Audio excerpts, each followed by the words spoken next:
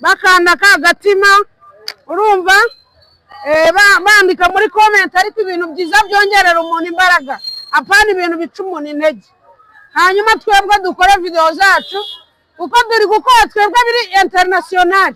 Numva nk'ubu video nashyizeho imaze kurebwa na 2,500,000 ku rubuga rwanjye rwa Ashton Big Instagram.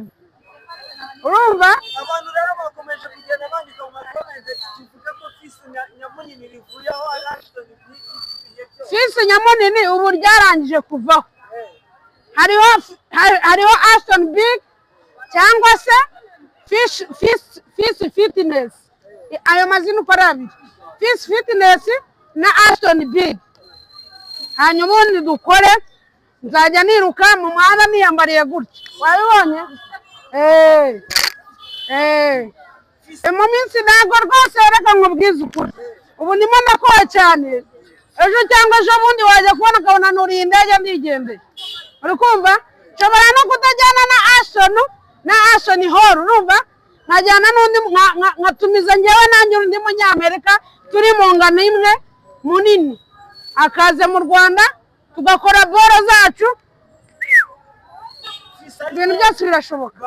Wajya sinagiyeyo ariko nahuye na Ashton Hall, duhurira hano hamwe n'i Remera turanaganira dufatana video. Nubwo byanze bikunze icyongereza cyabaye gikeya kubera amashuri make, ariko kubera Imana ishobora byose natangiye kwiga icyongereza. Mu minsi iri imbere ndaba mbafite meze neza cyane. Kandi ikindi mbwira abanyarwanda yuko Ashton Hall azagaruka mu Rwanda vuba aha ngaha. Rero ngomba gukora nibura ibintu bikaba bihagaze neza cyane. Nyuma y'amango n'ubusanzwe siporo asanzwe ikora cyangwa wabitangiye nyuma y'uko ubonye uyu mugabo Ashton Hall? Siporo nsanzwe nzikora, nkora abdomino. Abantu benshi bagiye bareba urubuga rwanjye rwa Instagram, nababwiye ko nitwa Inuza Ashton Big cyangwa se Fils Fitness. Bazajya babonaho ibintu byanjye bigiye bitandukanye. Urumva? Nayo ibikorwa byawe nawe content zawe zimuriye mu bikorwa bigendanye no kubaka umubiri n'imyitozo ngororamubiri.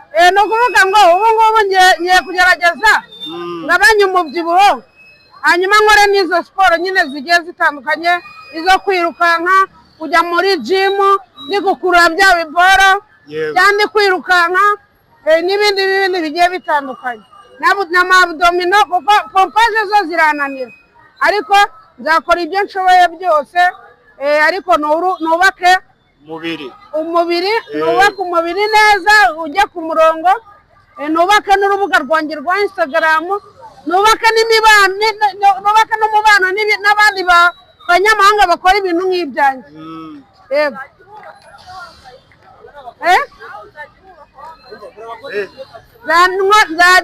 Nzajya mbikora nambaye ubusa hejuru. Ndimo nakubaza uburyo ki Ashton Hall murimo kuganira communication, muri kuganira mu buhe buryo ushobora kuba mufitanye umubano udasanzwe nyuma y'uko muherutse guhurira mu Rwanda? Yego, urakoze cyane.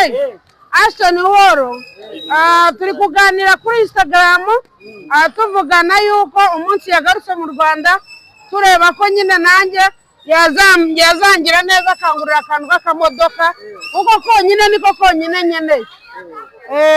Nabonye ari ibintu bitari bikoroheye kugira ngo ufatishe nimero ururimi ruba ikibazo. Ese byagenze gute? Fils byakiriye gute? Benshi bakomeje kugenda muri social media bagaruka bavuga ati nyamara ibi bintu dukwiye kuzajya dukora social media tugashyiramo n'imbaraga mu kwiga kugira ngo tubashe kugera ku iterambere twifuza. Yego, urakoze cyane. Ni ukuvuga ngo tugomba gushyiramo imbaraga kandi tukiga n'ururimi, kubera ko ubu ngubu nakubwiye ko natangiye kwiga ururimi, hanyuma imbaraga zo zigomba kujya mu byo turi gukora kugira ngo n'abandi bantu batari abanyarwanda babashe kubona ibintu byacu.